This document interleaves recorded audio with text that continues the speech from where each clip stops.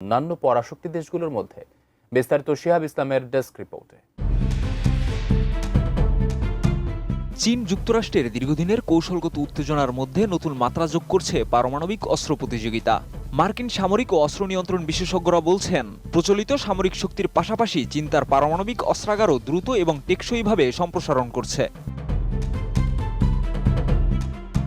সাম্প্রতিক রয়টার্সের এক প্রতিবেদনে বলা হয়েছে, মার্কিন কৌশলগত কমান্ডের প্রধান জেনারেল অ্যান্থনি কটন কংগ্রেসকে জানিয়েছেন, চীনের প্রেসিডেন্ট শি জিনপিংয়ের নির্দেশে ২০২৭ সালের মধ্যে তাইওয়ান দখলের জন্য প্রস্তুত হচ্ছে চীনা সেনাবাহিনী। এর অংশ হিসেবেই স্থল, আকাশ এবং সমুদ্র থেকে হামলা চালাতে সক্ষম পারমাণবিক অস্ত্রের উন্নয়নে মনোযোগ দিচ্ছে বেইজিং। RICL TMX, যুগের পর যুগ স্থাপনা থাকে মজবুত।